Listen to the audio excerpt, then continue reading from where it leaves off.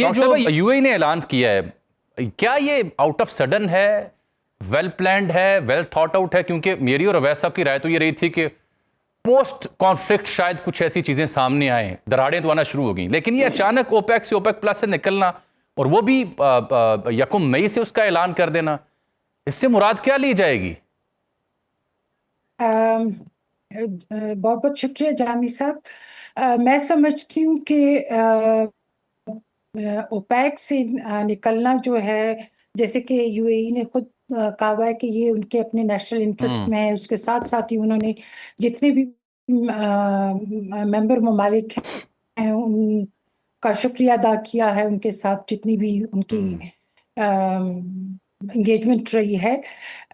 इसमें आप ये देखिए, अभी इस वक्त ये ऐलान करना कि हम लोग ओपेक को छोड़ रहे हैं, एक तरह से मेरे ख्याल में एक प्रेशर टैक्टिक है यूएई की तरफ से, क्योंकि हम लोग अगर देखें वो यूएई पाकिस्तान की जो सालसियत की जो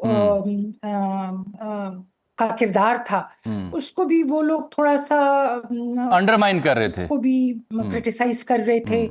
साथ में फिर जैसे उन्होंने कहा कि जितने भी हमारे वो रिजर्व्स हैं वो तो वो हमें वापस कर दें।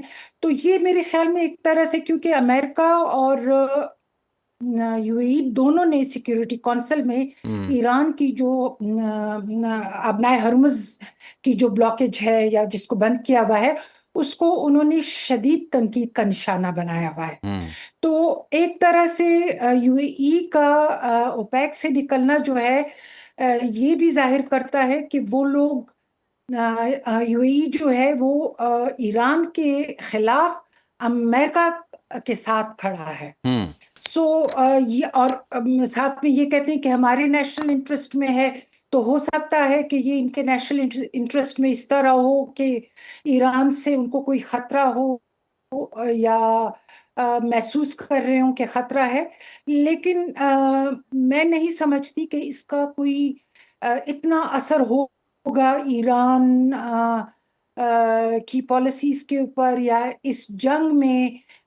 ठीक है डॉक्टर मिनाज साहिबा, आपकी तवज्जो मुझे चाहिए ब्रीफली। मैं ये जानना चाह रहा हूं कि ये जो ट्रंप साहब के पास जो फॉर्मूला गया, ईरान जो चाह रहा है, ईरानियन हुकाम को अगर हम पढ़ें, वो चाह रहे हैं कि जंग से पहले की सूरत हाल हो, स्टेट ऑफ हॉर्मस का ब्लॉकेड नेवल ख़त्म हो जाए और ओमान के साथ मिलकर एक मुश्तरका मैकेनिज़्म बने, और जो न्यूक्स का मामला है या अफजूदा यूरेनियम का मामला है वो स्टेज 2 पर रखा जाए। आपको लगता है अमेरिका इस बात पे मान जाएगा या अभी मजीद हमने कोई इस पंगे में मजीद कोई कॉन्फ्लिक्ट देखना है?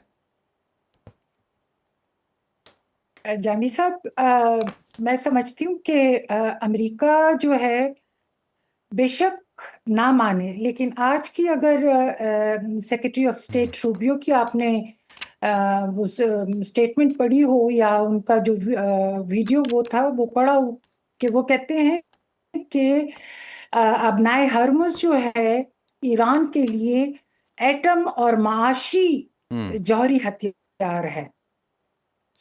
मैं समझती हूँ कि ईरान इस चीज को एक तरह से बहुत अच्छी तरह से इस्तेमाल कर रहा है अबनाए हरमुज को, क्योंकि तकरीबन 20% जो आलमी तेल है वो यहाँ से गुजरता है। ठीक। और अभी आप देखें कि जो तेल की कीमत है $110 फी बैरल हो गई है। दुनिया में कीमतें जो है या इन्फ्लेशन जो है वो ज्यादा हो गई है। यूरोप में जो है कर्ज जो है की या डेट की सख्ती हो गई है।